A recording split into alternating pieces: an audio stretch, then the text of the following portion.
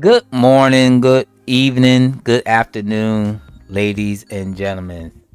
We are back. The RTP Rarely Typical Player podcast crew members are back with another RPG Maker title called Eternal Remnant, the first chapter by Arcfinder Studios. This is a up and coming commercial RPG Maker game that is created by Arcfinder Studios, as I once previous said. I'm not sure this is a one-man team or it could be a group project, but this was a game that was chosen by our very own Synchronic Games. And like always, when we get a game, guys, we have a whole week to play the game. And at the end of that week, we come together and we once again talk about our thoughts of the game.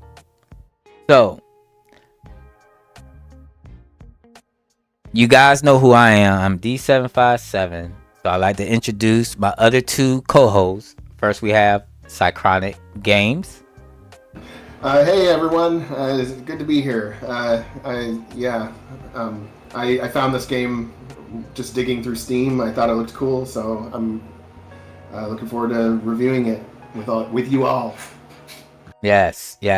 Then we have the resident German Simple Gaming, aka Harlequin. Guten Tag. Guten Tag, that's German, I'm going to assume.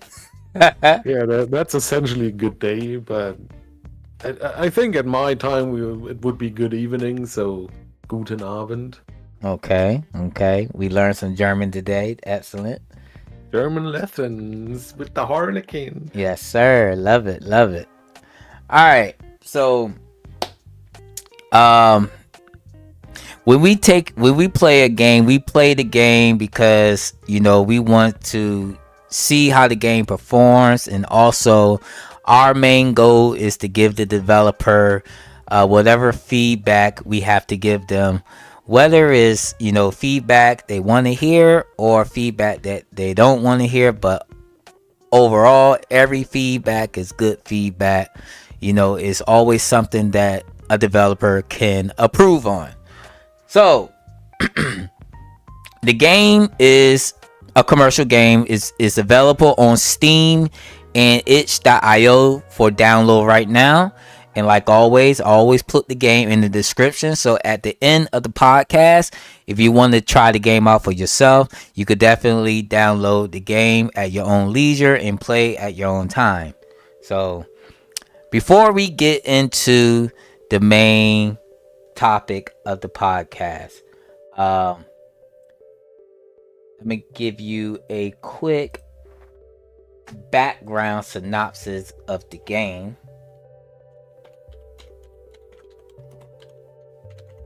Thought I have had all this already waiting, but apparently I was unprepared. All right, so Eternal Remnant, the first chapter. Dive into the unforgettable tale of two siblings on a run in this emotional RPG journey. With only their wits and a cursed power too dangerous to control, they must fight, explore, and scavenge to survive in an unfamiliar world where their bond be strong enough to endure the road ahead.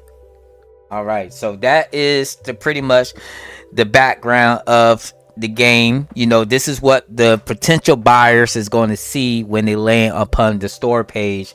Is that enough to get the player interested? So according to Synchronic, I believe it was, because he's the one that picked this game, and we were all fortunate and able to play it. So what we're going to talk about first, because we did have a week to play this game and to enjoy it and to get whatever information we must gotten from it for the podcast, we're going to talk about the story. We're going to talk about the story, what the story meant for us, and how did we interpret the story, and was it a good story? Like, did we think the story was good? So we're going to start with the picker of the game, Synchronic. Hey, yeah. My impression of the story. Okay, so I actually have some thoughts on that. I did enjoy the game. I did enjoy the story. I thought at first, in the beginning, it felt like it was kind of a slow burn, or that it might have been a little like boring. But then it did start to pick up for me as I played along. But the part that I think was done extremely well was how it was presented. So the story itself, I'm still wondering what's going on. I'd like to know more, but it was presented very well, like very professionally. So like the cinematics and the mapping and everything, it kind of helped bring me in. Mm-hmm. There was some parts of the story that I thought were a little bit like like a little bit like a lot of pauses and a little bit like small talk, almost like small talk with some of the characters, but at the same time, it wasn't enough to stop me from playing. Okay. I did enjoy it overall. As far as the story goes, like the brother, you got the brother who has special powers or something. He's special. He's that little baby that's glowing and swirling, in the game on what we have on screen. When they were very young children, the mother got killed, but trying to trying to get the child out of there. As the game goes along, you kind of play the role of the older sister, who is, the dad. There's the dad and the sister and the brother survive. The dad is getting sicker and sicker. Like he has some kind of long-term illness that's getting worse, The story kind of starts off with some forest imps that are acting unusual for how they normally act, and that kind of sets you down the path of. It turns out that they were trying to deceive you by making you think they were after your horse, but that it was really to lure the boy into the cave where there's some kind of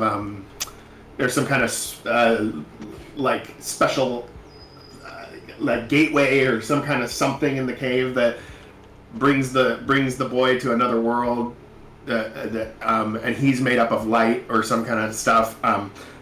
The chapter 1 did kind of end on a cliffhanger, but I thought in the beginning it felt a little boring to me.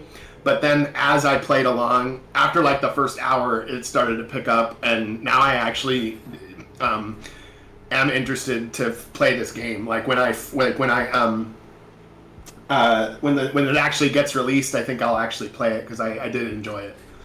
But that's kind of my rough impressions of the story so far. Okay, so you thought the story had a little slow burn at first, pretty much. Let's sum that. Yeah. Okay. But it was presented so well that it actually, like, I was like, oh, I'll give this a chance. They've put a lot of effort into this presentation, so and then it does pick up. But there's a lot of games like that. There's you can't. Not every game is like a full blown action movie from the beginning or anything. True that. All right, so let's hear from the resident German what he thought about the story. First of all, I don't think we should be spoilering the story like that.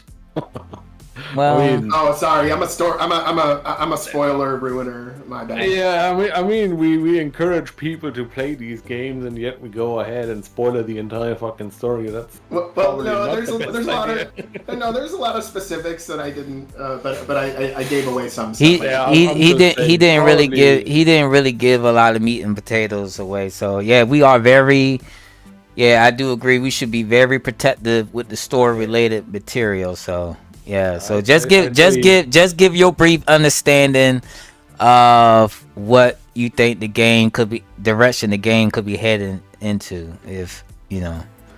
Oh yeah. So, for me, the story, I guess the story itself was okay. Like, it it starts off slow, but I don't think it's the story itself that's slow. It's a constant.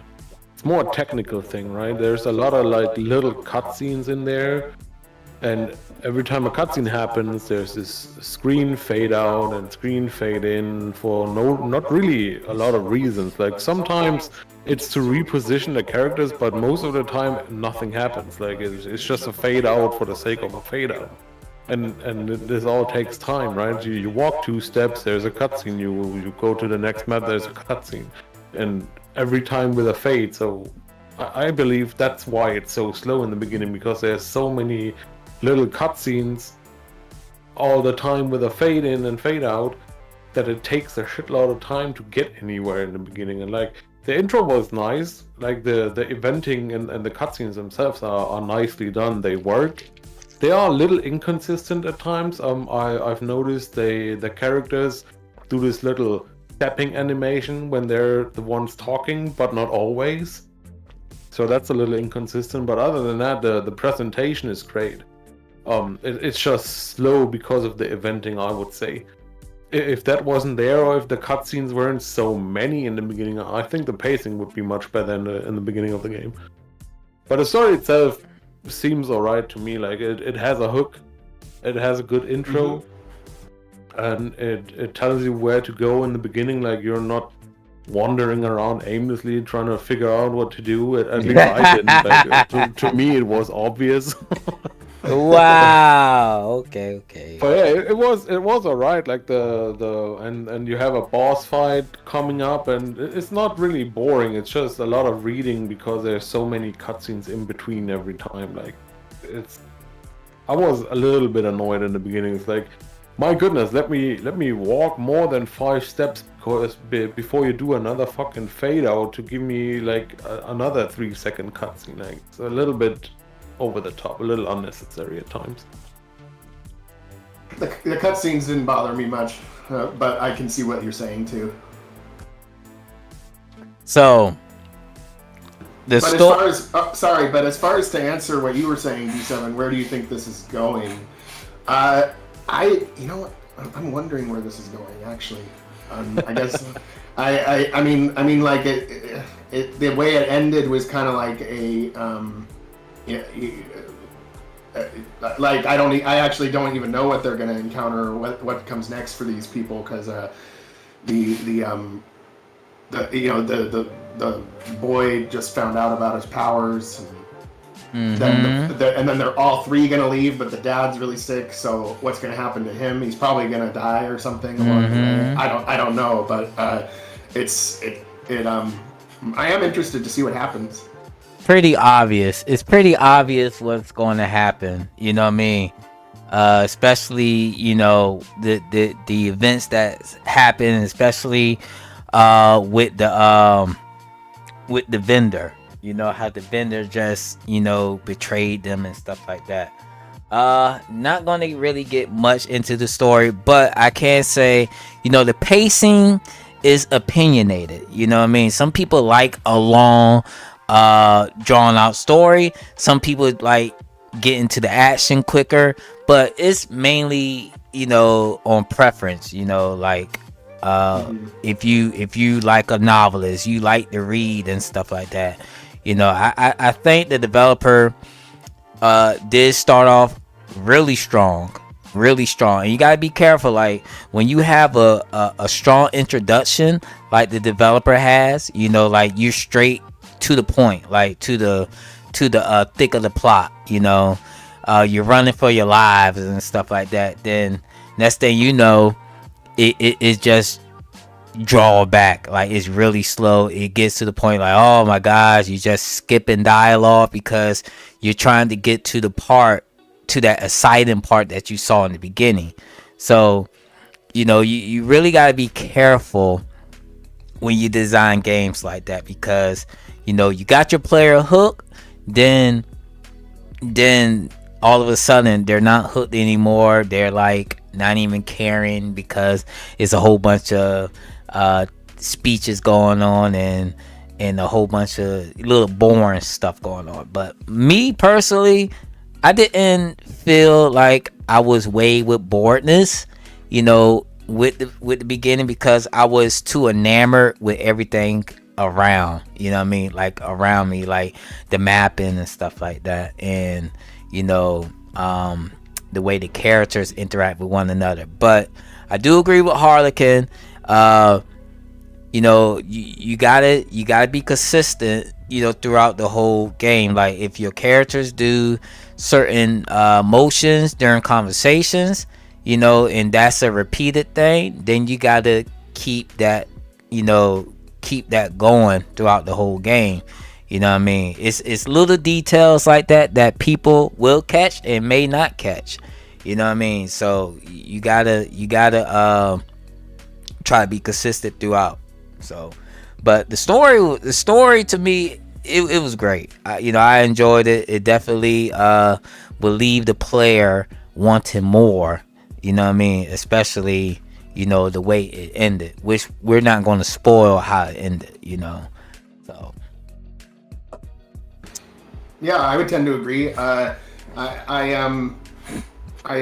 thought that the game was very atmospheric as well. It feels pretty cinematic to me.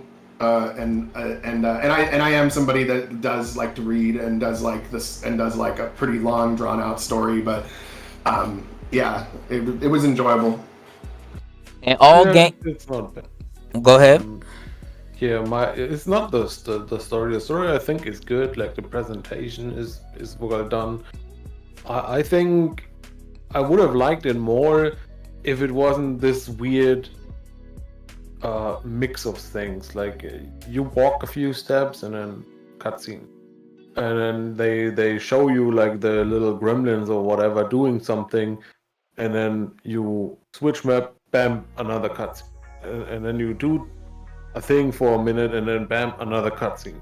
It's like it's so mixed. Like I feel it should be a little more stretched out. Like give me some gameplay and then a cutscene and then some gameplay, and not like 1 minute gameplay then 2 minutes cutscene, 1 minute gameplay, 3 minutes cutscene. Like the swapping is too much for me, at least. But yeah, the story itself is okay. Okay, so the swapping is too much for you. I understand. 'Cause I definitely understand. It's like when you go into the you know, the place where the imps, it's not really much you can explore. But once you go in that one place, you know, you are presented with multiple cutscenes and stuff like that. Exactly. Even You go to another map, there's a cutscene. You go to the next map, there's a cutscene. And you go to the next map, there's a cutscene, and it's the entire cave is structured like that. And I don't know, I don't mind cutscenes. The cutscenes are well done, but it's like you can barely move on your own. You can barely play the game at this point. You're just moving around, opening a chest, and then there's a cutscene. So I don't know. It's like so many. Like give me longer cutscenes, perhaps, but a little more spaced out or something like that. This constant minute swapping is a little bit annoying. yeah. So I mean that could go both ways though. You know, that could, you know, it all stems down to the preference of the player. You know, some people will have a field day, you know what I mean, with cutscenes after cutscenes. Oh At a yeah, I cutscene. like cutscenes, man. You know what I fucking mean? love it. Like I- when I- they're well done. Cool. I certainly have a field day with cutscenes. Yeah, man. Cutscenes are great. I fucking love them. It's just this weird swapping on. Yeah, yeah, yeah. I feel you because like once you start playing the game, especially you know you're getting in the dungeon, then you're interrupted by another You watch the cutscene. intro, right? And the intro is great, and then you're at the part, and all right, now it's gameplay time, and then you walk 2 steps, and then oh no, it's not gameplay time. There's another cutscene, and then you walk 2 steps again, and think, all right, now I can play the game, and the game is like, nope, and here's another cutscene. It's like, Man, the But game it is- struggles to decide whether it wants you to play or wants you to watch. it is RPG Maker though. It is RPG Maker. You do whatever you want to do. So long cutscenes, short cutscenes, cutscene during the battle, cutscene during your death scene. You can do anything you want to do. cutscene within a cutscene. Exactly. Cutscene with the ending. Cutscene everywhere. Even cutscene when you turn the game off, it's playing a cutscene somewhere. So, the story was great though. But what about what keeps the player hooked into the game? And that's suggesting the gameplay. Like, what do you guys think about the overall gameplay of the game? And when I mean by gameplay, I'm talking about like mechanics, going to some of the exploration of the maps. Let's talk about the gameplay. Overall, like, what do you guys think about the gameplay? I thought that the gameplay served its purpose. It was, I would say, it was a solid good, but I did have some minor issues with it. I think that it felt pretty balanced. I didn't feel like it was unbalanced. I did think that the action sequencing could be improved on the actor side.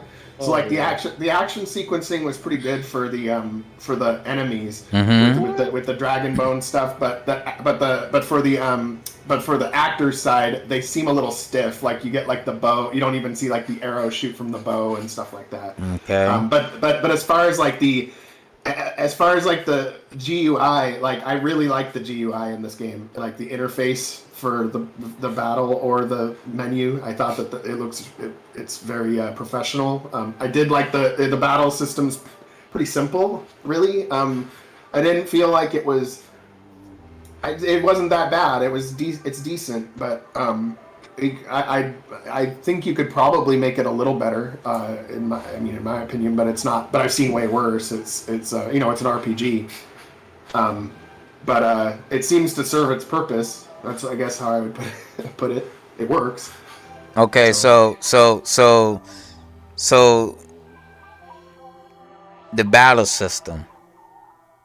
One of the most main mechanics in any game, you gotta have a fun battle system, right? So let's stay on the battle system. Talk about that, because the battle system is somewhat unique. It's not some mechanics already existed, but they did adapt a Final Fantasy 9 feature where you learn skills based on your equipment, and every time you use that skill, you gain AP points to learn, to master the skill. Then you can switch your equipment and stuff like that. So Yeah, I like that. this developer definitely tried to create a different battle system than what we normally see in RPG Maker. You know what I mean? So I'm gonna start where my thoughts is with the battle system. I feel the developer tried to do something different, and what have they tried to do different? They tried to they introduced limit breaks, which once you get your limit break, you have 3 turns to use it or you lose it. And they try to do dual skills, single limit, dual limits, and triple limits. And they also try to use certain action sequencing with enhanced sprites. My issue was I felt the battles were too slow.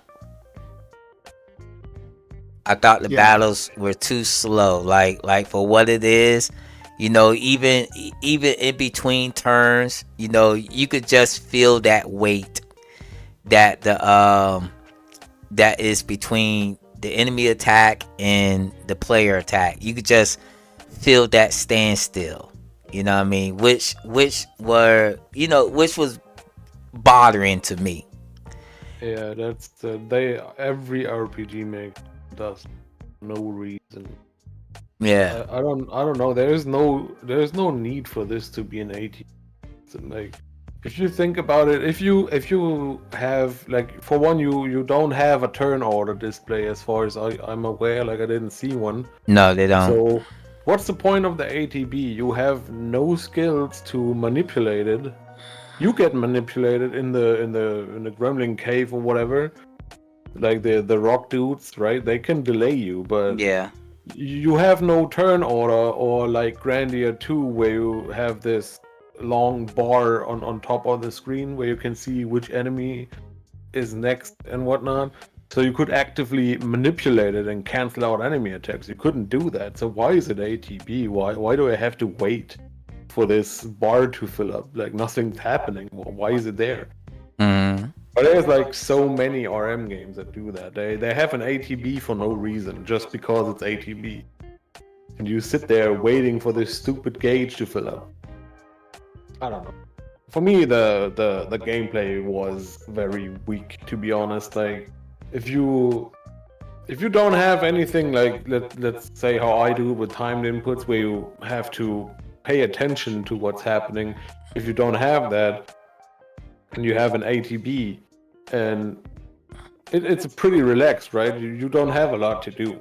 You're just sitting there waiting for your turn, and then you press attack, and then you're waiting again. So if you have that kind of combat system, I at least expect it to be good looking.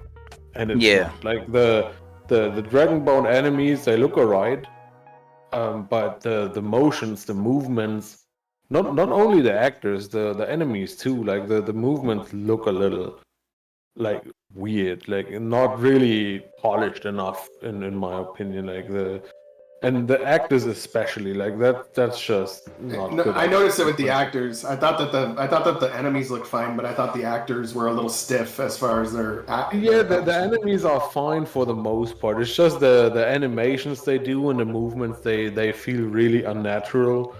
For example, the shamans with the, or not the shamans, the other dude with the mortar skill. Like, what the fuck is that projectile even? Like, it looks shit. Like, why is there this slash animation falling down on me, and it's not even hitting the actor? Like, couldn't you make it more accurate? Like, it's not hard. And I'd like to think I know what I'm talking about when it comes to action sequencing, right? So that could have massive improvements, especially on the actor side. Because of course, if you use Dragon Bones, why don't you use Dragon Bones for your actors? You have custom Dragon Bone sprites. You either made them or got them commissions, and get Dragon Bone actors too. It looks weird when your enemies have fluid movements and your actors have a 3-frame animation. It looks shit. Oh yeah, one thing, the developer did state that these ballers and sprites are custom made. They're not RTP. Yeah. Even though they look RTP, they're not. Yeah, they're custom made. They look like every other Paul sprite. They have RTP heads and it looks ridiculous. See, my thing is like, with Vera, the girl battler, she uses a bow. Yeah, she uses a bow. It's when your actor uses a bow, you already gonna know. You already know that they're gonna. It's a V, right? Is it? It looks like it. I think. Yeah. You already know that you gotta step the game up with bow characters, because all their skills is gonna look like a basic attack and feel like a basic attack. If we had like better, skills in the beginning with her, she would have been fine. But when we got the little brother, it kind of picked up a little bit because he had better abilities, he had better skills. I understand. I understand that the developer, she's a regular girl that just know regular stuff. She don't have no superpowers or anything like that. So you can't expect her to do anything extraordinary like the brother. you know, which I think the developer did a great job, you know, with his character, because he has random times where he could use his magic and times when he can't use his magic because it's uncontrollable. I think that was genius. You know what I mean? I have not really seen that done in an RPG game. You know what I mean? So this is a first for me, you know, where your skills come and go based on, you know, that aura you get. Yeah, You yeah, know, yeah. that was cool. You can't deny that. That was It's a cool. cool idea. Yeah, it's easy to do as well.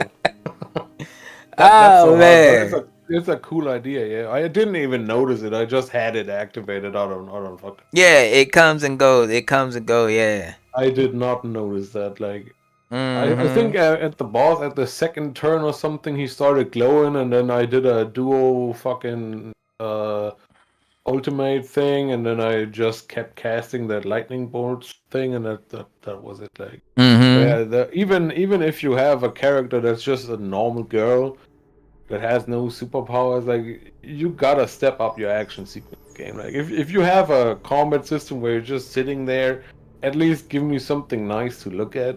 Like it's Mhm. not only the sequences either. It's like the why on earth do you use these fucking stupid RTP sounds so much? Like the impact is just not there. It's not you don't feel it. Like I don't even remember if there is even a screen shake on hit or something like that. Like you only have these cheap RTP hit sounds. Mhm. It just sounds weak. It's not good looking and it sounds weak. So that on top of the ATB and there were, I don't know. Maybe it's just because it's the early game, but strategy wise, it wasn't really much either. Like you start out with a quick shot, so the best thing you can do is like do a regular attack, then do a quick shot, so you can do a regular attack at the second enemy instantly. Like that's that was the strategy, Yeah. Yeah. and that's it. Like I don't know. What about For me, you? it was a little bit too boring. So you think the combat system was boring? Yeah, I think it was boring. It looked nice, the HUD looked nice, but the action sequences and the sound effects were very weak in my opinion. So, and most of the time you're doing regular attacks, so I was bored quickly. Yeah. Yeah. Yeah, I wouldn't say that it bothered me, but but it could be made to be more interesting. For me, I'm a story guy, so I was just like, oh yeah, I get past this battle to get to the next part of the story. Exactly, And blah, blah, blah. exactly. But yeah, I wasn't like riveted by the battles or anything. It would, I guess they could improve it, but it worked. I mean, it worked, but yeah, it could be better in some areas. Yeah, it's like that with many RPGs though. Like if you play an RPG, most RPGs are like story centric, I guess, and the combat is just there because Mhm. every RPG needs a combat system for some reason. So maybe I don't know. It just feels it's there just to be there. Like it's nothing special. It doesn't look nice. Doesn't feel nice. So I don't know. So it's like the developers mostly focus on the story than the actual combat gameplay aspect of the game of the demo. Yeah, but for combat to not be the focus, there's a lot of combat in there. Mhm. Right? So if you want to make a story game, that's fine. But why do I have to fight like 5 enemies per map if combat is not the thing of the game? Yeah. Like just give me less combat then. If it's just tacked on for it to be there because RPGs need conflict and RPGs need battles, okay. But then I don't know, make less battles, I guess. Okay, so yeah, the developer was fortunate enough to watch the VOD yesterday, and they did hint that the combat system is a little bit slow, so they're going to want to try to speed it up a bit. You know, maybe if it was faster, is because a person with a bow and arrow, that's going to tell you they got a lot of agility. They're fast on their feet, they're swift, they're quick, they're not as strong, but You they, think so, but every time the enemy hits you first. yeah. Every time. So I don't know. I don't know. It is RPG Maker, so we get to create anything that we want to create, though. So, yeah, I do agree. I do agree. Having a bow and arrow player, you know, the skills, you gotta be really creative with the skills. Maybe you can have a skill that can knock the enemy back, like you did have, like the rock enemy, you know, knock us back with a strong punch. You know what I mean? Maybe you could create skills with your bow and arrow that maybe could cripple the enemy speed and stuff like that. So many options when you have a bow user. There's so many body parts your skills could hit that could have different status effects. Like making bow skills is some of the easiest shit you can do. Yep. Definitely not trying to take away from the aspect of the game, you know, like the battle system itself, because it is still unique in its own design. What's unique about it though? Like I've seen this shit before. The limit skills, the limit breaks. I mean, every third RPG game has a limit skill. The way that it feels, you know, the gameplay of it, you know. My only issue was I just felt like it was a little bit draw, but at the same time, you know, it is a pleasant, you know, it is a fun battle system. It just feels a little bit slow. And it got better. Slow, it got better with the brother. You know, when the brother came in, you know, he had better skills. That's always the thing with ATBs. It's fucking garbage when the game starts because you only have one actor, so you're just sitting there waiting. The more actors you get, the better it gets. Like in my game with 7.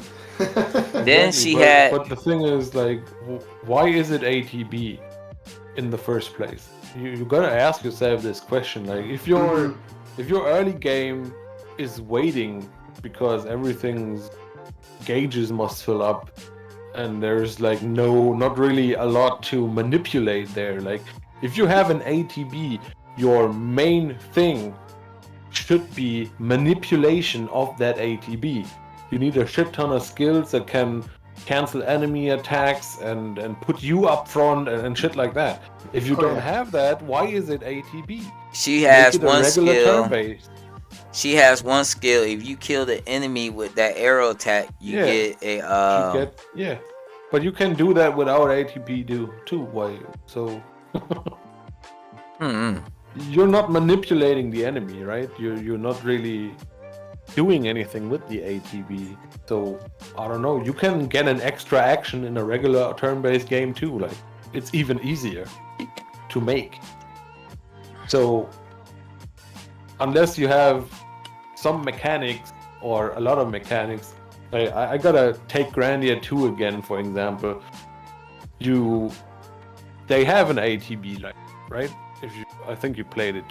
I've played it, yeah. Yeah. So the way it works there is like you could do a regular attack, or you could do I don't know what it's called, but you could do another attack that's just one hit, but goes faster. And if the enemy happens to be in his like charging phase or attacking phase, if you hit him, he gets reset and stuff like that. But this game doesn't even have a gauge where I can see when my turn is or when the enemy's turn is, so I can actually strategize around canceling them or putting myself in front of them.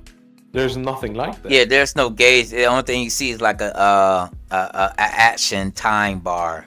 Like exactly. You only see your timer, and that's it. And what's the point of that? And another thing, when I saw AP, when I first saw the AP, I thought it was going to be.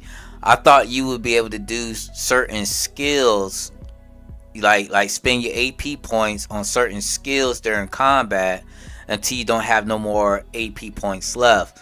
Like, for example, a regular attack could cost 1 AP, then the skill could cost 2 APs, and you'll be able to do those combos of those action points in the battle.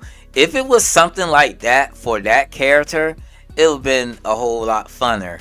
using That's that a character. cool strategy too. Yeah. It's more akin to like a card battler than where you have like a specific amount of energy and you can play however many attacks you can afford with that Exactly. energy. That's a cool system too. Yeah. Maybe not for every character, but for that character itself, because I'm not sure how you could implement that, but it's a great idea. I mean, it's definitely better than this ATP. yeah. To be honest, like combat for me. I mean, I don't have no know. problem with ATP. I really don't. You know what I'm I saying? absolutely do, because everybody does it wrong. Like they make it in a way where the beginning of the game is fucking boring because everyone is just staring at each other, and that goes on until you have enough actors to make up for that waiting time. So you like. Well, I also, when I use ATB, because my game uses ATB, I also turn up the speed on it, so it's pretty fast. It's pretty damn that's fast. the band-aid fix everybody does. Like Yeah. just turn up the speed to the max, so nobody better. can wait. Yeah. But that's still no reason to have an ATB. If you have no mechanics around it, don't have it. Oh, I do. Yeah, I do. Yeah, have I mechanics. expect you to. I'm just in general, like the speed up is just a band-aid fix. You need those mechanics if you want to use an ATB. Yeah, you're right. All right. So, I mean, some Jared Francis seems like they love ATP, and Levexis loves ATP. ATB. ATB. Ooh. Yeah, I mean both systems are valid. Like you just gotta do it right. A regular turn-based is just as boring if you fuck it up. Yeah. Just you gotta implement it right, and it's fun. All right. So developer, we're just making suggestions to you, developer. We're just saying that maybe spice up Vera a bit. That way she's not classified as a board player, and your players won't look at it as that either. Cause you got some cool looking battlers, like they look really good, and especially the way you presented your characters. I don't know, man. The Boulder guys, they looked really AI generated to me. I don't know. The who? The Boulder guys. I'm talking about the guys, main. I'm talking about the main characters, like the battlers that you control. I mean, those are just aren't they just regular battlers Oh Lord. with a bigger body? Like I don't know. They look generated, They're custom though. but it doesn't matter if they look generated.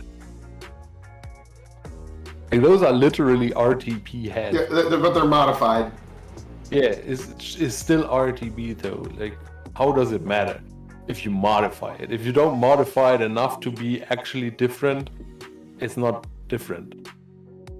Like putting a longer body on an RTP head doesn't make it look. Well, I think the less clothing. RTP. I think the clothing looks better than RTP too. That could be, yeah. That could be. It's just the overall style, like the fucking bobblehead thing on those tiny legs and stuff like that. It just, I don't know. It just looks, to be honest. So the bobblehead is what throws it. Well, could hold the game back in a way. Yeah, they look RTP no matter how you look at it. Even if it's modified or custom hairstyles or whatnot, they look like RTP sprites stretched up. But at least they're not chibis. God, I hate chibis.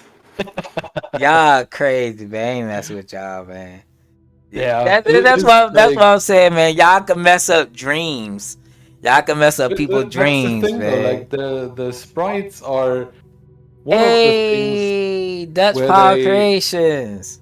where they fucking like they jump through all these hoops with the mapping, right? They have these parallax mappings and fog effects and whatnot, and then they have cheap ass action sequences and RTP looking sprites. Like, Oh, speaking of which, on the like mapping side, or the I think that this game could also benefit from having widescreen.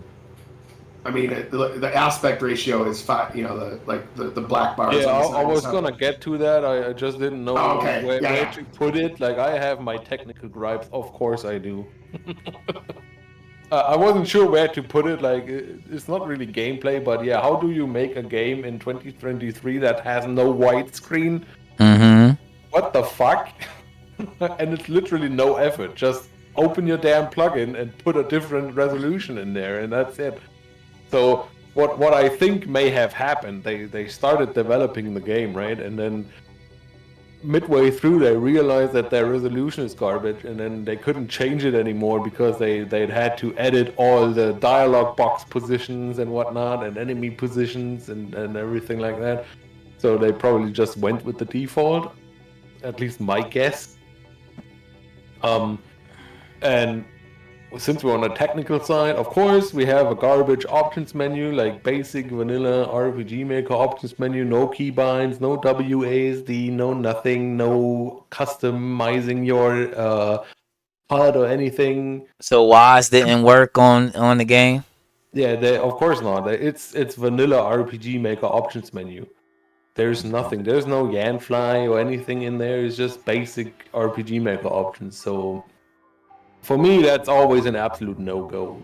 Don't make a PC game without having rebindable keys. Like, that's a given at this point. Got you. And another thing, on a console, but not on a PC game. I didn't like when the game forced you into full screen. I don't like that at all. Like just full screen. Yeah, I like window mode. Yeah, I prefer full screen. I don't like playing games in windowed mode. I mean, give the player an option to change it. Don't force it on them. You can change it in the options menu, and you can, of course, also press F4 just like any other RPG game. Nah, I tried it. It didn't work. It's definitely in the options. There's a full screen option. Yeah, it is. But until you turn it off manually, you're screwed. Yeah, but if you take a look at any AAA game, they all start full screen. Every single one of them. But that's a triple. Well, I don't really play AAAs on PC. I play it on my console. The way it's supposed. Mode on your console? The way it's supposed to be played. You know, on 4K resolution or 8K. But are they window mode in your console? No, they're not. They're full screen. Yeah, the full screen. Yeah, because I'm not on the PC. Like on the TV, yeah, it's fine. You know what I'm saying? Once I got the console open, that's the way it is. You know what I mean? I'm not worrying about playing going on another app on my console, you know. Then I'm on my PC, because on my PC I'm in Discord, I'm playing the game, I'm on Facebook, I'm on Google, I'm on email, I'm doing I got second screen. Yeah, I got that. Then? You know what I mean? I mean, literally every game starts full screen. We're not cooking this guy's game. We're just giving feedback. You know what I'm saying? We're just giving feedback. Tame. Like, even I'm pretty tame today. But yeah, every game, every indie game, every AAA game, like every game that's not RPG Maker starts in full screen, or at least windowed full screen. RPG Maker Unite game actually looked good in 1080 if you ever tried the sample game. Rarely typical players. I didn't even play the sample game. I think the RPG Maker Unite looks really janky right now, in my opinion. I've heard so many bad things. I'm not gonna touch that thing with a 10-foot pole. I mean, I wasn't gonna get it anyway because I think it'll get better over time, but it's gonna be a while. And that's what it looks like. But the thing is, by the time Unite is good, there's probably 20 other engines that are also good. So I'm gonna wait. But don't get me wrong, this developer has a lot of potential, and we're going to talk about the next part of the podcast. The game is not bad. Like, I'm not saying that even remotely. It's still a good game. It's well presented. The story is well done. The eventing is for the most part well done. Like, there's some minor inconsistencies and some shit like that, but nothing major. So story-wise, the game is great. It's just the little other things that are not so great. Yeah, And if resolved, it can bring it to the next level, I think. Yeah, absolutely. I mean, this is an unfinished game, right? It's still in development, so there's time for fixing. and that thing is visualization. Like this developer is spending a lot of time on the visualization, and I'm talking about the mapping and stuff like that. You know, look at the UI. It got custom UI. It looks really great. You know, the icons look great. The text look great. You know, but overall the map is beautiful.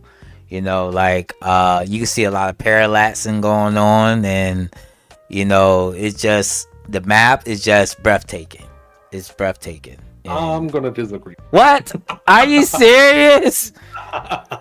You don't like oh my god, let's hear it. Let's hear it. Let's hear it. The mapping is not bad. The mapping is good. It's just Map is excellent. I feel at some points it's too busy. Like with especially when there's a lot of fog going on. Okay, like, okay. You make all these good looking maps, but I can't see shit because everything is covered by fog. It's the fog. You ain't supposed to see nothing. Yeah, but I don't see the map, like. Oh my And god! not only when there is fog, like even when you like climb up to this cave thing, like, one of the paths is just covered by a huge ass tree, and you don't expect that there is a transfer there. For example, like I don't know, it's a little too busy. Like even I make very busy maps, right? Okay. I put a lot of shit in my maps. But I feel in this game the maps sometimes are so cluttered, especially since it's like all this parallax going on, like some of the ground textures and shit like that. They have so much noise everywhere that it's hard to even see what the fuck it is. Mm-hmm. Yeah, it's a little too busy. Could have done a little bit less. Less is more in this case. Okay. What about you, Cychronic? I actually really liked the mapping, and I liked the parallaxes and the particle effects and everything. I just thought overall that was the part that I actually did like a lot of. Some of the parallaxes were maybe a little bit too foggy, where you couldn't see it enough. But I have no major complaints from the mapping side of things. Yeah, it's not a deal breaker, bad thing. It's just some of the maps have like especially if you look at the best example is probably the intro cutscene with the tree in the cave. Uh-huh. Like that was supposed to be a cave wall, but it didn't look like it. Okay. Because the texture of the wall was so busy that it all just blended in together. You could barely even see like the cliffs and shit. It just looked like a whole bunch of rock. Mm-hmm. Right? So that's the best example, but the regular map sometimes had that too, where there's just so much shit on the screen that you don't know what you're looking at sometimes, but not always. So it's definitely, again, it's just a more or less minor detail that could probably be improved a little bit. Mm-hmm. Yeah, at least for me, like the maps are still okay. They look good nonetheless. I just would have preferred a little more clarity, because sometimes I just had a problem like realizing what I'm even looking at. Yeah. Like you're supposed to also loot stuff, right? So all the hint you're getting is a little blink. Yeah, like a question mark, right? And that's it. Like yeah, an a question exclamation mark when mark. you're standing on the item. Uh-huh. And that's where you get a question mark. But the items usually do a little blink. Okay, When you're yeah. walking around the map, sometimes Yeah, they it blink, does. but also not always, kinda. Mm-hmm. So, and when the map is that busy, the little blink could easily be missed, because there's this fog going on and the particle effects, and the floor is busy with all these different rocks and shit, and the texture of the grass and the rocks is so busy already, even if you didn't put anything there, that it's hard to see where you're even walking sometimes. Yeah. Okay. I mean, visually it looks great, but now I'm at a glance, now I'm looking at the screen. Yeah, you could it you know, some parts is a little bit too much, especially on the all black and black. You know, it's really hard to see. Yeah, you got a little solid argument right there, my guy. You know what I mean? But yeah, as I said, at a glance, like if you just look at the whole map as a map itself, it looks great. Just gameplay wise, it's not ideal. Yeah. So I mean, unfortunately, we didn't really get to see much other than like caves for the demo. You know, How long is the demo anyway? Uh, I stopped shortly after the cutscene with the Borg dude, whatever his name was. average Borg hour and a guy. half.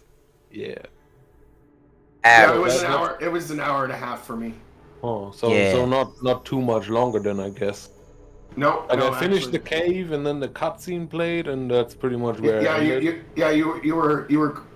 you probably had another 30 minutes or so and you would have. Okay, then the game timer is definitely buggy. There's a plugin that's called Accurate Game Time.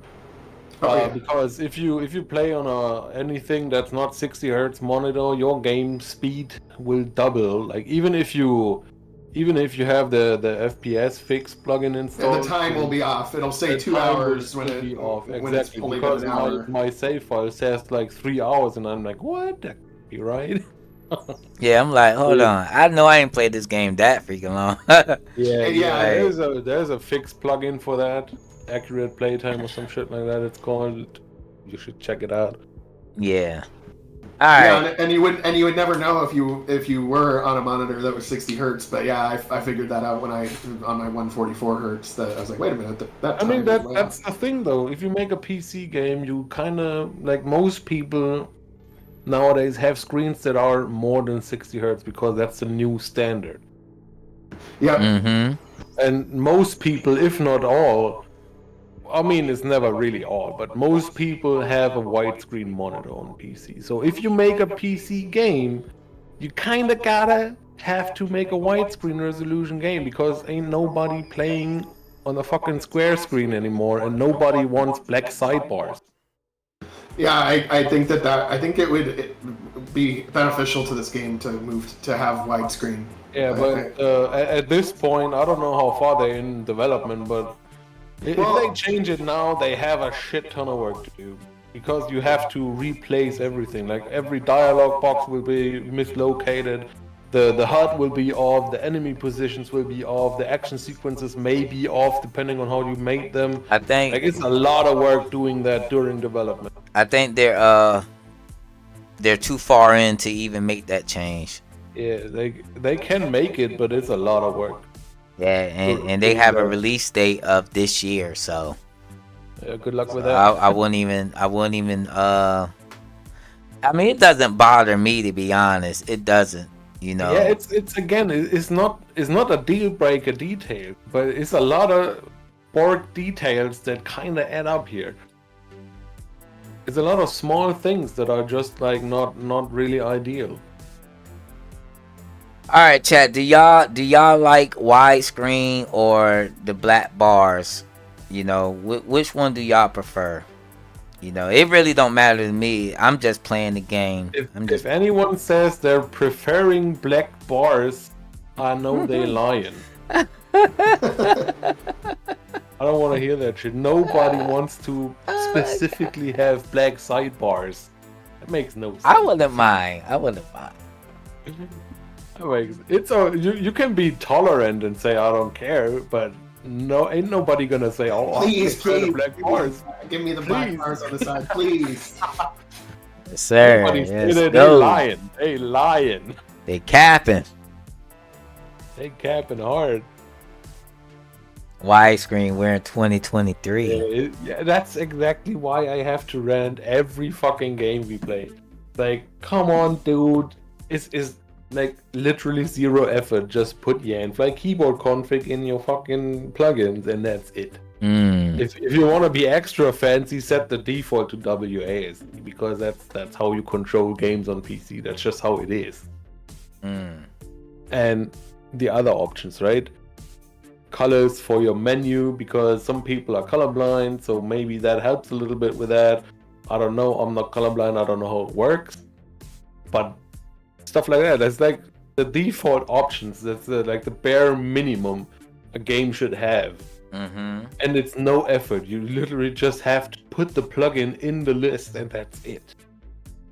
It's plug and play. Some there's people really no some excuse. people may not know such plugins exist. That's why we I'm pretty sure they know. uh, They have all this custom shit in there. I can't believe they wouldn't know. It's part of RPG Maker. Like, there is an outdated version, but there is a version of keyboard config that comes with the engine on Steam. It's literally included. It's in the DLC folder. You don't even have to download it. But it's outdated, of course. They just use some old ass version. But it's in there. Like, it comes with the fucking engine. Like, there's no excuse really to not have it. So all games should have it. Yes. If you make a PC game, the point of playing on PC is options. You have a lot of more options in almost any game. You have more graphics options than most games on the console have, because it's not needed. They just set the options so it works on the damn console. Right? So PCs have more options in general in almost any game. That's the point of a PC. You have options. Okay. So you making a game in 23 not having like basic options like rebindable keys is the most basic thing a game should have. Any game. You can rebind keys pretty much on any PC game. Except for RPG Maker, of course. You can rebind them in strategy games, you can rebind them in RPGs, you can rebind them in shooters, you can rebind them in fucking Stardew Valley, I think. Like, it's just it's a default thing you should have, no matter what. Alright, developer, you hear this now. I'm sounding like a broken record, but every second or so game we play doesn't have it. Widescreen is pretty much going to be preferred throughout your whole, any game that you create from here on out. You may not be able to do it with chapter 1, but maybe with chapter 2, maybe make a consideration of making your game widescreen. Ooh, since I see it on the screen right now, there's this recipe item right on the second floor. Is that a bug they have there? Like when you click it, it says "put on the wall downstairs," like in big letters on top of it. Yeah, it is gives that a you bug or something? Like, is that a developer note? Like, don't forget to put that downstairs. I don't know. It looked weird. Yeah, it gives you a recipe, but I don't think you put it downstairs. Yeah, but the text says it like in all bold and big. Yeah. Like, put it downstairs. It looks like a developer note. Like the developer was notifying like code dev or some shit like that to copy the event downstairs or something. That's what it looked like to me. Oh, okay. I see what you mean. Yeah. Is this the part where D7 got lost? Yeah, I'm lost right now. How did you get lost anyway? Like, I ain't see the switch, man. I ain't see the switch. Oh my goodness! Like the one thing I really liked in this game was when they did the cutscenes, they always show you what you have to do. Essentially, wow! Like they show the goblins activating the switches. Be quiet. So you know, be quiet. I'm gonna activate the switch, right? And on the other puzzle, you see the goblin like. Woo. Turning off the torches in order to close the door, so you know which torches to activate in order to open the door again. That was kind of neat. I don't know. I like that. That I got that correct. So yeah, the eventing is nice, and it's not a bad game at all. It is not. What y'all think about?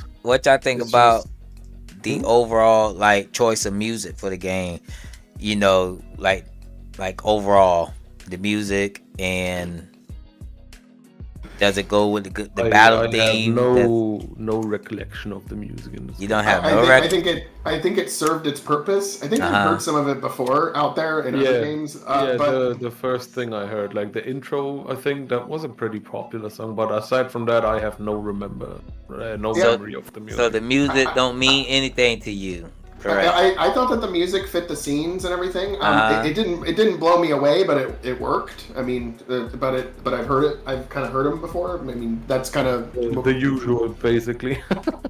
All right, so I'm going to say this game is getting a lot of attention. It's getting a lot of attention because, you know, of how it looks, and people think it plays wonderfully. Like everything I heard from other people, even Driftwood Gaming loves it. You know what I mean? Drifty has something good to say about it. Other developers have something to say about it. I think DJ King streamed it. Low Star played it. A whole bunch of other YouTubers I never heard of played it. So it's definitely doing good things. You know what I'm saying? Oh yeah, Or it's definitely above average. Like, this could be a successful commercial game. One thing I also really liked are the big creatures, like the sprites they have for the big worm and the octopus or whatever that sea creature was. They looked really cool. Yeah. I don't like the battlers too much, to be honest. They kind of look AI generated to me, like some random stuff, really. But like what battlers? Like the hero battlers or the enemies? No, the enemies. Like especially the stone guys. Those look so AI generated. I don't know. And the other stuff too. Like they kind of, I don't know. They look odd. Yeah, they like the boss has a different like. You notice like enemies in other games, they kind of match the graphics of the battlers, but this one's like they're different. Like one of them look like it's made out of cloth, to be honest. Yeah, like exactly. the texture, the art style is like different art style. Massively different too. Like not only do they not fit the active battlers, but they don't fit the rest of the game's art style either. Like you have FSM tile set, you have RTP sprites, and then you have these weird cloth-looking dragon bone animated enemies. That makes no sense at all. I mean, they're trying to do something different, my friend. Yeah, that's all right. That's completely okay. But I mean, if the art styles are a little different, that doesn't actually bother me that much. I could see why it would bother some people, but it didn't really bug me too much. It's just another like small detail that's kind of off, like so many other things. It's like this. I see the developers trying to use battlers that nobody else has. So they're going into different databases, getting these battlers where you're going to tend to run into some inconsistencies with the art style, and I think this is what's going on here. You know, they're trying to get unique battlers. Of course, it's always going to be a trade-off. Yeah, because most of us cannot really afford to hire artists that can like make a completely coherent art style across the entire game. Most people can't afford that. So you're trying to work with what you have, of course. They're trying to tape and glue and bubble gum everything together. That's what Starshift does. I do it quite a bit. Yeah, exactly. That's what most of us do. So it's just a minor detail that's a little bit off. The problem I have with this game, there's a lot of details that are just a little bit off, and that gives me this awkward feeling when I'm playing, because it's a good game, but all these things just kind of add up. Like there's always these oddities wherever you look. So I see. I don't want to bring your game up, but you know, with your game, I see you trying to be consistent with the art style. You know, with your battlers, because you see a lot of consistent as I can. Yes. You see a lot of you see a lot of the Lowe's battlers. So you trying to use those enemies created by the same artists. Yes. Because Lowe has all of them. He has a library of different battlers of different nature, undead, plant. Exactly. I own all of his packs, and I commissioned, of course, my battlers, my actors are custom commissioned too, and my background artist is relatively close to the FSM art style, so it's not too jarring either. Like, I'm trying to get like consistency as much as I can, because As in this game, it just looks weird. You have 3-frame animated actors, and then you have these smooth-looking enemies. It's like it looks weird. It just looks weird to me. Like, I don't like that. So it's fair to say that with the developer's eye, you're going to look for stuff like that. You're reading frames, you're reading motions, action sequencing, but a player who is not a developer ain't going to see none of this. They're just going to look at how the you game. can see it still. Like I'm not reviewing games based on my developer opinion. I just happen to know actor sprites have 3 frames, but even if I didn't know that, I would still see the actors move choppy while the enemies don't. Look, I can still see that as a the player. reason why I say this, because those who ain't in the RPG Maker business, you could take a knock game and have somebody play that, and they're going to think it's the best thing that they ever seen. I see it a lot with other streamers who don't stream RPG Maker games or don't really know about the RPG Maker. They play a game that we would consider a bad game and think is a good game. It highly depends though. Like Cyctronic wrote in the chat, like I noticed these things as a player. I refund games based on that too. Like what was that other indie game that came out like a year ago, like Edge of Infinity or some shit like that? Okay. I think we played that even too. Like, yeah, I played that one, Edge of Infinity. Yeah. Yeah, it started off good, right? The story was okay, the animations looked nice and whatnot, but you have this amateurish motion when your characters run. Like the stepping speed doesn't fit the movement speed of the character, so it looks like the character is always like gliding across the floor. I fucking hate it. I refunded that game just because of that. And the reason being, nowadays you can be so picky with games because there's a million games to pick from. You can dismiss a game for any number of reasons because there's always 100 other games that play almost the same, and you could just pick another. Yeah, but we're talking about RPG Maker. Yeah, it's as the a same commercial, thing, as a commercial game. Yeah, same thing. If you have like inconsistent art style or weird systems and stuff like that just doesn't play nice or doesn't look nice, I'm gonna refund it. I don't care which engine it is. Because there's so many other games I could just pick up and play instead. And see, for me, a little bit of inconsistency here or there, it doesn't stop me. It wouldn't cause me to refund the game, but it bugs some people more than others, I guess. Yeah, I mean, for you, it would probably, if you had like 2 typos every third dialogue box, you would probably that would bother me a lot. Yeah. Exactly, because you're a story guy. So if the story is inconsistent and has plot holes and whatnot, every other map or whatever, every other cutscene, that's a game you would refund. That's Absolutely. A game I wouldn't mind so much, because at the end of the day, when I play a game, I want gameplay to be good. I still want a good story, but I'm probably not gonna notice too many plot holes, to be honest. Yeah. So we each have our preferences, of course, but yeah, as I was saying, the game market is so oversaturated. It is. Like you can, it's like when you're a girl, you can dismiss 100 guys just because they don't make 6 figures. Why? Because there's a lot of guys out there that are desperate. The same thing with games. There's a lot of games out there that want to be played, and you have the free choosing.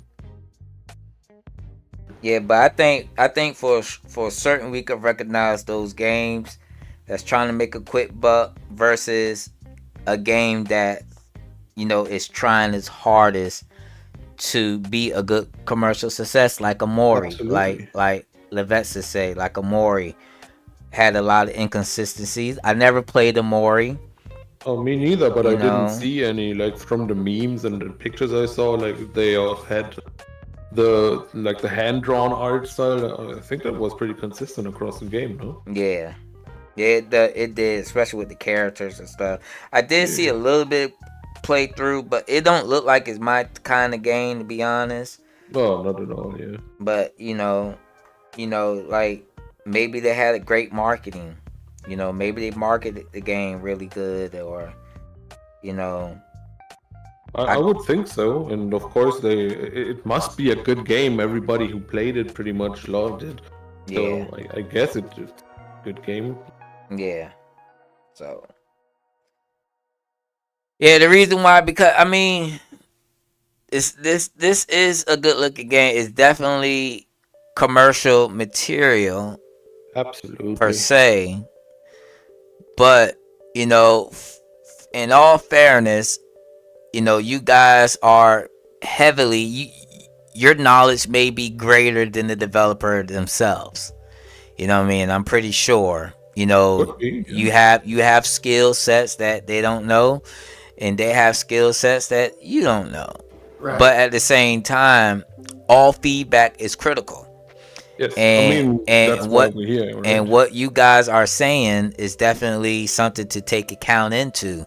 If I was the developer, I would definitely listen. I would definitely, try to spice things up, especially with the combat system, or with some of the enemies and stuff like that. Add some action sequencing with your battlers, to make it better. You know what I mean? Because you are aiming for a commercial game, which people already feel that RPG Maker, people is just trying to make a quick buck, just by creating an RPG. But you can tell with this RPG game, it's a lot of time. The developer ain't really trying to make a quick buck. They are actually putting their heart and soul into this, because I seen this game over a span of 8 months that's being played by other developers, and they're just working on it. The demo goes as far as the demo that we played here. You know what I mean? It's not a long demo, but I believe the first chapter is 5 to 6 hours. So we just got a portion of of what chapter 1 is going to be. The first chapter is going to be. So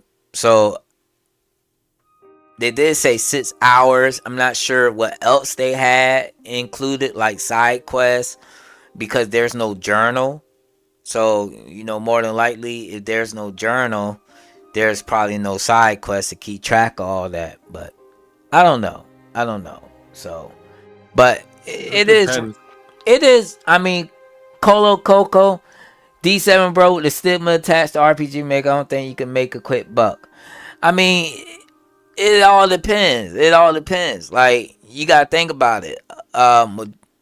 Majority of people don't know nothing about RPG Maker. They just see a RPG. Now, if you saying on the Steam store, like what engine it was created by, you have RPG Maker, you got Godot, you got Unity.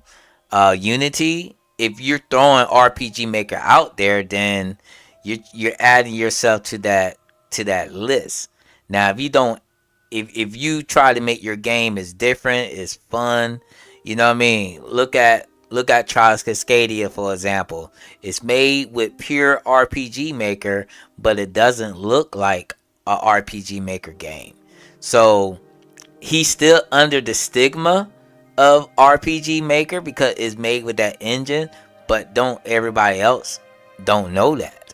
If they see Trials Cascadia and see how that game plays, they're gonna want that game. And the same thing with other games too. Starship could be is a good one. You know what I mean? It's a lot of customization in that game, but it's made with RPG Maker though. You know what I mean? It's made with the stigma is largely overblown too. Like the stigma comes mostly from us. Yeah. Other developers. Yeah.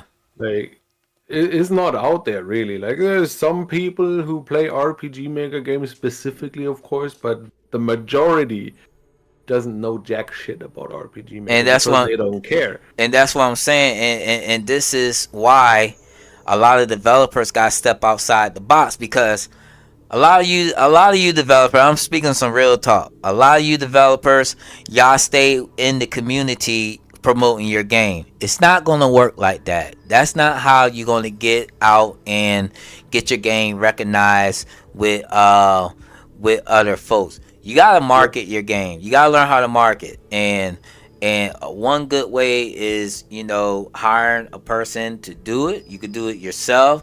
You create a Kickstarter, you know, where you can have a whole bunch of people up there just like games. You know what I'm saying? Don't even know nothing about RPG Maker game. They see your presentation. They see what you have to offer. They follow you and they back you. You know what I mean? And they tell their friends and they tell their friends, and it spreads like wildfire. But once you stay within this community, like the Discord, whatnot, RPG Maker, if you're, you know, you pretty much asking RPG Maker developers to buy your game. That's all you're asking. Yeah, that's not happening much. Yeah, you're not asking, hey grandpa, I mean, or John Doe, you know what I'm saying, that streams, don't even stream RPG Maker, but they just play other games and they like RPGs. Those the people you need to be talking to. You know what I'm saying? Yep. Like we're so comfortable speaking amongst our peers and asking our peers to buy your game, and there's not enough peers. You know what I'm saying? And don't get me wrong, a lot of people up here is struggling to make their own game. You think they got time to buy and play your game? I'm just speaking facts. I'm speaking facts on this. It's like we're other developers are good for feedback because we know how the engine works and whatnot. We can give tips on how to implement things and how to potentially make them better and whatnot. But we're not the target audience. Exactly. At all. Like, you can't market your game to me. Like, the only game so far I'm actually gonna buy is Soul Survivor because that's really fucking great. I love that game. I've beaten it 2 times by now. But aside from that, I'm not gonna buy any RPG Maker games because neither do I have the disposable income left after all my game dev expenses. But I also don't have the time to play some obscure RPG Maker games. Like, I'm busy doing my game already, and I'm busy with school. I don't have no time for some RPG Maker game. And this what this developer, Arcfinder Studios, has to focus on themselves. Like, yeah, we're RPG Maker. Yeah, your game looks cool. We are able to pick your game apart. We know what you put in your game, but there's 65% more people out there don't even know, never even heard of you. You know what I mean? Those the ones you need to bring over and win. You know what I mean? Yep. Like reach out to media outlets and the websites that do these game blogs and whatnot. You gotta reach out to other people that are not developers. You gotta spend some money. You gotta have some money set to the side for marketing because, you know, this is a business. This is a business, so you got to get your business out there. You just can't allow. And what Simple Gaming says, you know, if your game don't get a lot of hits or reviews on Steam, you're pretty much screwed. You're pretty much screwed. Yeah, I'm learning that recently too. Like, if you want to go big, in quotation, like doing a Kickstarter and whatnot, you can't just go and do a little bit of Twitter every other week. That's not gonna work. You gotta have a press kit, a media kit. You gotta reach out to streamers and game press, like indie. There are websites out there that cover like indie games. They write articles about them and whatnot. You gotta reach out to those people where regular gamers frequent to learn about whatever new indie games come out. and have them cover your game. You're not gonna get a lot of customers by having us review your game or by having some obscure YouTuber review your game. I mean, I'm not saying don't let them play and cover your game. Let them play too, because you need to throw your name against the algorithm as much as you possibly can. Like, every small streamer, even if they have like 10 viewers, is still okay. Like, it's still better to have them play it even if nobody's fucking watching, because if anybody comes along, the more your name is in the YouTube channel, the more, like, let's say Dungeon Rummage is mentioned in YouTube videos, the easier people can find it, even if it's just like a 5-viewer or 10-viewer streamer. Yeah, and another thing, we look at these bigger YouTubers, you go to their page, they always have a business email.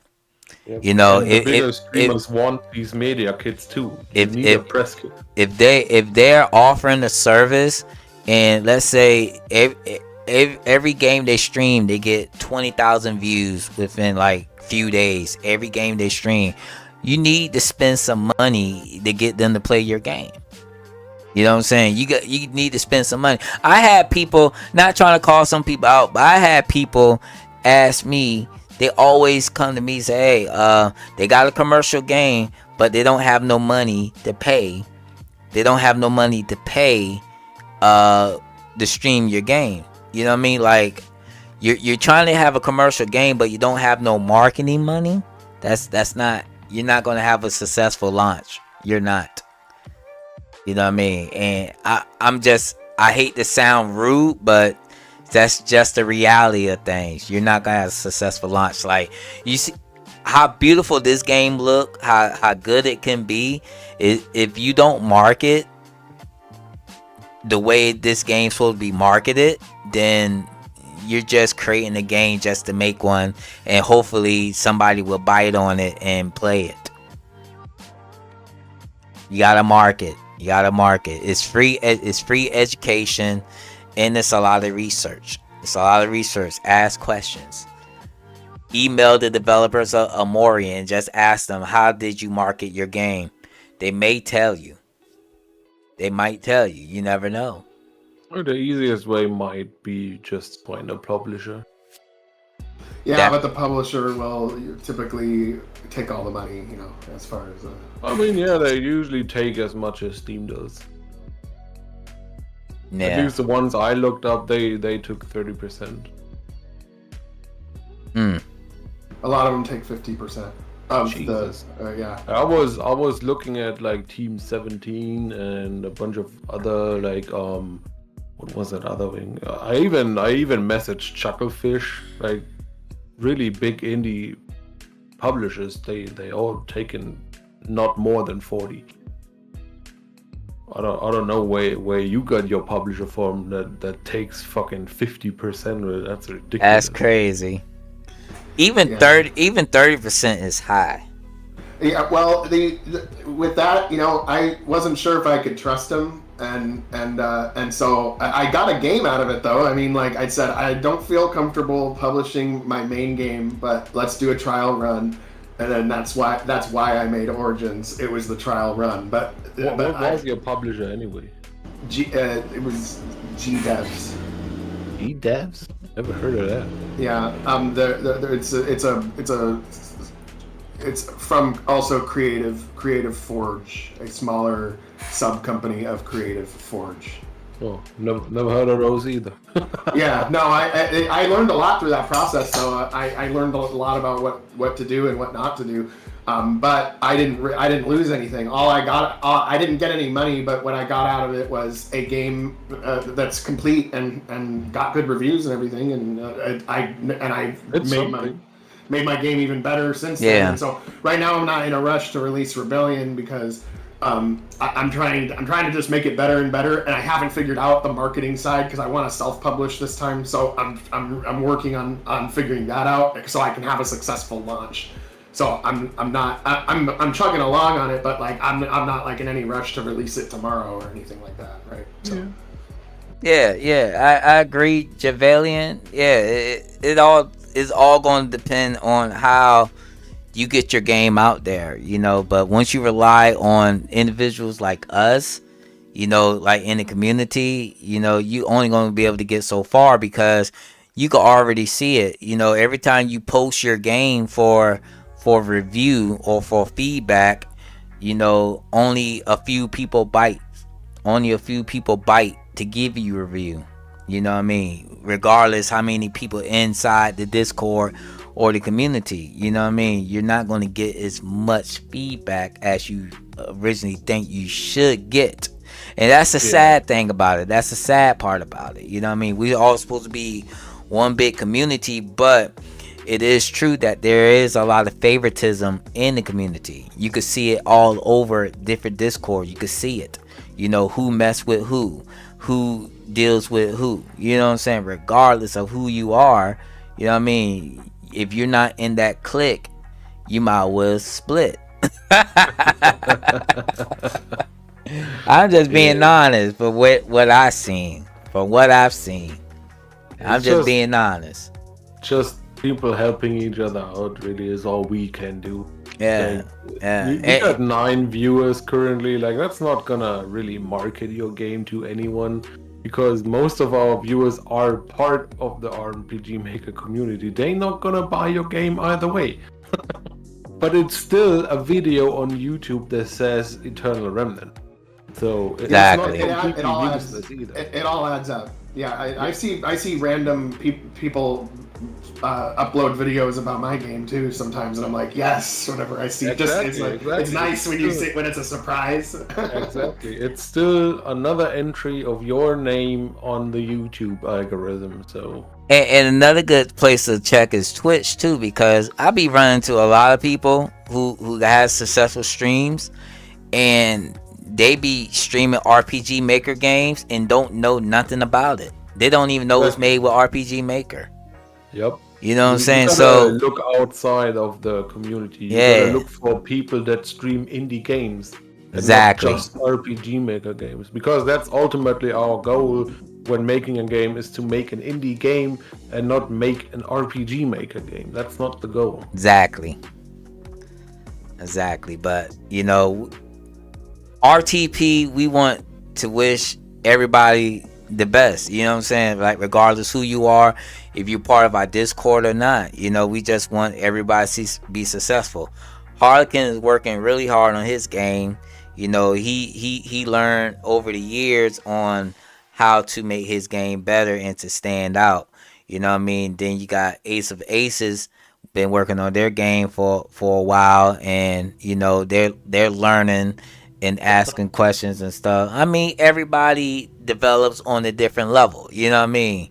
Everybody is different. So, but if you're going that commercial route, you know, you're going to have to learn a few tricks or two, you know, and educate yourself on how to get your game out there. You know what I mean? Because what's the point of going commercial if you just going to expect just the community to buy your game? You know what I mean? You're going to be disappointed. You're going to be disappointed because you got a lot of developers who hardly have time for anything else. You know what I'm saying? I'm pretty sure majority of them have to work, and they got to spend all that time on their game. So they're not going to have time to play games because they rarely have time to do anything else. So But maybe they don't even have money. Like, exactly. people like me, I spend a lot of money on my game. I don't have money to spend on some random RPG Maker game.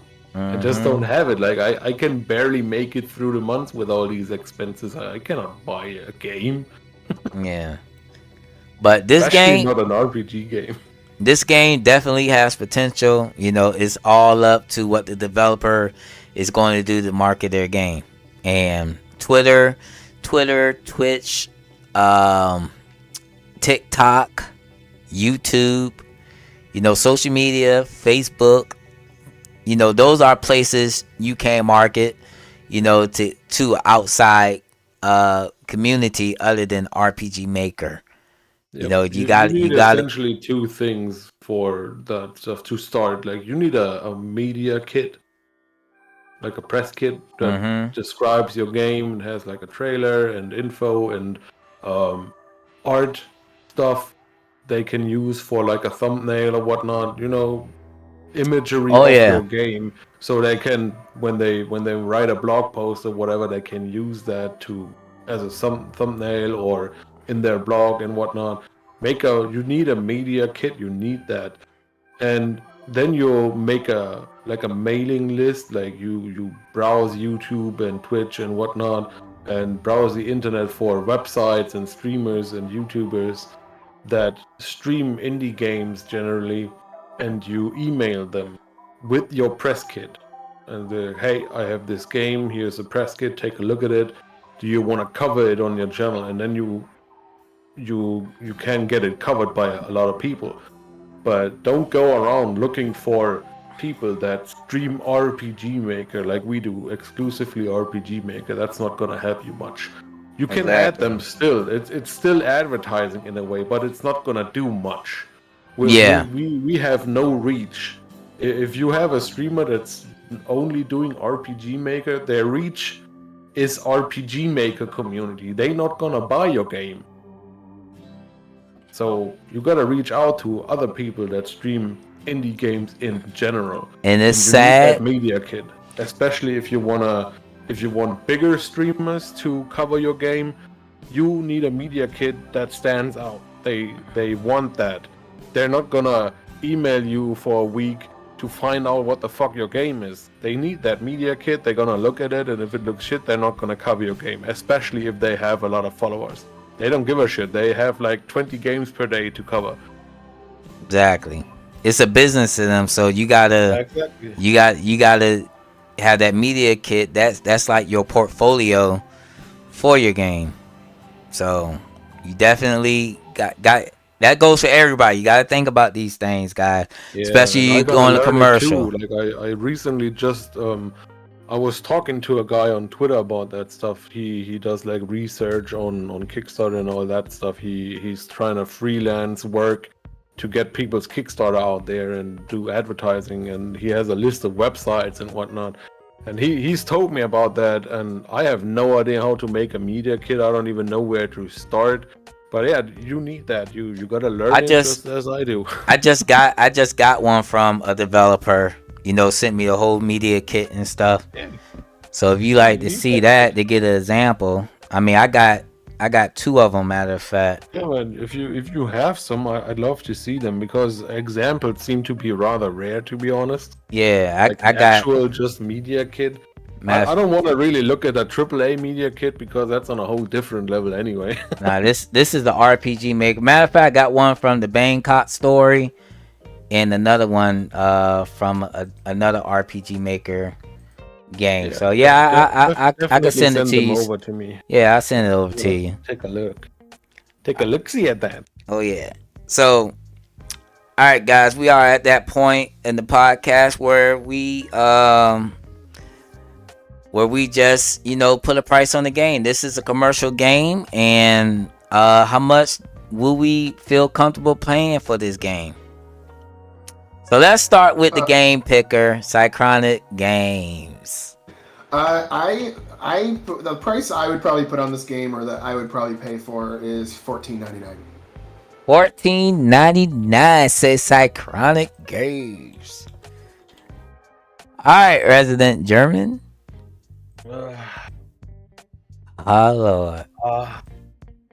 I would almost say 15 too, but I'd say 10. Just because there's so much, like the RTP looking sprites, and even the horse. It's like I've seen all that shit before. It's a little too much free shit in there. Oh Lord. So I'd say 10. Like a 10 would be a no-brainer. Like I think it's worth that much. 15 would. If it was 15, I would probably wait for a sale. Yeah, that makes sense. So if it was 10, I would buy it even when it's not on sale. For 15, probably. Alright, so I said in my stream, if this game fully completed, the game is fine in my look, but if it was a full game, not just chapter 1, but all the chapters together, not sure how many chapters there are. It could be 5 chapters, it could be 10.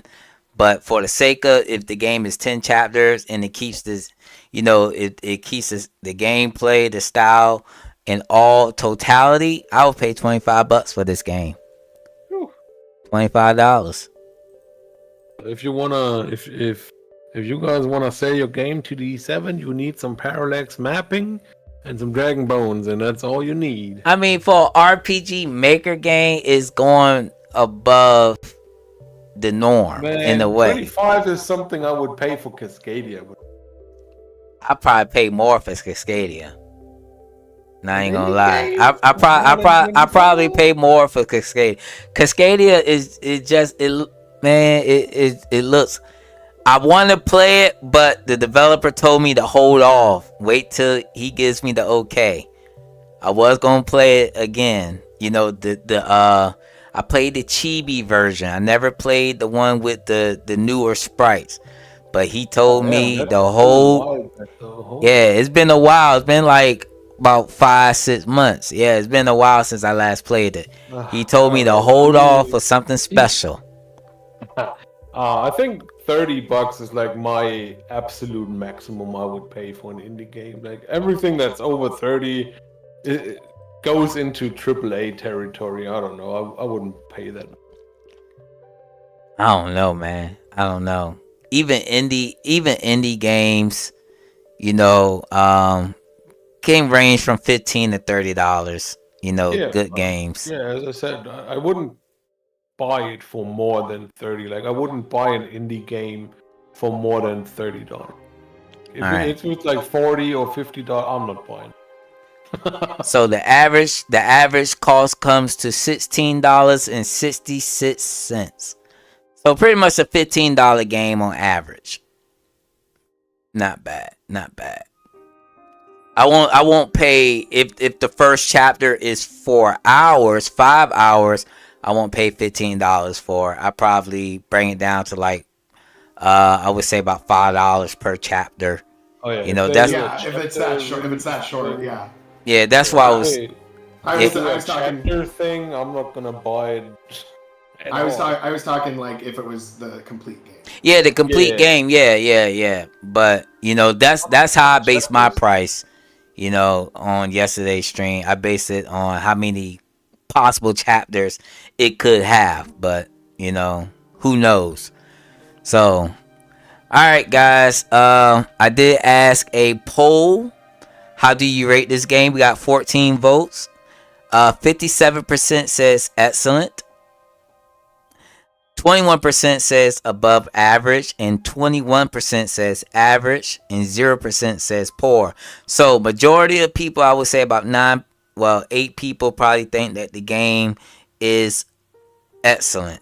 So it is a great game. So it really depends on what the comparison is. Like, who the fuck clicks on average? This is not average for an RPG Maker game at all. Like, this is way above average. It's above average, yeah. Have you played an average RPG Maker game? Yes, I have. Horrible. Yes, I have. So I don't know what the people are comparing it to. Like, if you compare it to other RPG Maker games, it's definitely not average. You know what? That's a different. You gave me a good idea for a new poll. You gave me a great idea. That's the thing, though. If you compare it to like all indie games, then it could be average. But yeah. You gave me like on what specifics we're rating here. Should I use people real games in the poll and say, is this game better than this? You think I should do that, no, I may make just specify it. I may make some. YouTube, you can only put so many letters. So not. We don't need to have it in the poll. We can just announce it. I'm like, is this game better than Dungeon Rummage or Starship or Zola? Game, like, compared to I don't know if better is the right word to use, because a lot of times games are perfectly good in their own right, but they're different in different ways than another game, and so it's not. I wouldn't compare it to other games specifically. Yeah. To indie games or RM games specifically. I mean, we should probably actually go compare to other indie games, because that's ultimately the goal of what we're trying to make here. Yeah. I hear you. So, all right. I guess we're out of time, guys. Like I always say, if you want to try the game for yourself, definitely download the game in the description. Download it. Let the developer know what you think. They also go by the same name on Twitter. If you're on Twitter, leave them a follow. Leave each and every last one of us a follow. Maybe subscribe to our personal YouTube channels, which is also in the description. If you like any of the music, I have the list of the music also in the description. And another thing, guys, if you're not part of the RTP Rarely Typical Player Discord, we have a link in the description as well where you could join. And what can you do inside the Discord, D7? Well, this is what you can do. You can follow and talk to each and every last one of us. You know what I mean? Myself, Cychronic Games, and Simple Gaming Harlequin. And also, you can also request your games, put your game in the review request. And every 4 weeks after the third member game pick, we will spin the game wheel, which we will play your game on the following stream of the wheel spin. And also, if you have any questions or need help about your game, you have many other developers in the Discord that can definitely help you with your game. We also have means and plugins and scripts that can actually have your game run a little bit faster, give you extra frame rate boost. And also, Ace of Aces has some extra security for your game where people cannot steal your assets when you deploy your game. So you got extra layer of protection where people can't steal your hard-earned money. So also remember that, because the basic encryption is not enough with RPG Maker. You need something stronger, and Ace of Aces has everything that you need. So, and we also have paid services where you want some maps commissioned by yours and truly, SG Harlequin. You could commission him to create some maps and dungeons for your game. Talk to him for extra details. And if you need a site for music, Cychronic was great enough to add a whole bunch of different websites where you could get free use music for your game. And that's really a great thing, because you can have music where nobody have ever heard of it. And also, you got me in there. So if you want me to play your game, not as a podcast whole, but if you just want me to play your game, I can do that. But if you want the podcast to play your game as a whole and get that extra knowledge, you have to put a request in. The podcast will not play your game as a whole if you don't put that request in. That's just the rules, guys. That's just the rules. Yeah. Before I go, do any of my co-hosts has anything they want to say in closing? I think the future looks bright for everybody here. Yeah. Future looks bright with a cloudy chance of meatballs. The resident German, before you go eat your German chocolate cake, you got anything else to say before we leave? Since Cychronic didn't do it, I'm just gonna say it. I'm just happy to be here and looking forward to the next one. Alright, so with that being said, guys, don't forget to like the stream and also share it. If you can share it on your Twitch, your Twitter, any of your personal accounts, definitely do that, because you never know. You never know who can come to this VOD and enjoy it. So definitely appreciate you guys, and y'all have a good one. See you next time. Peace out.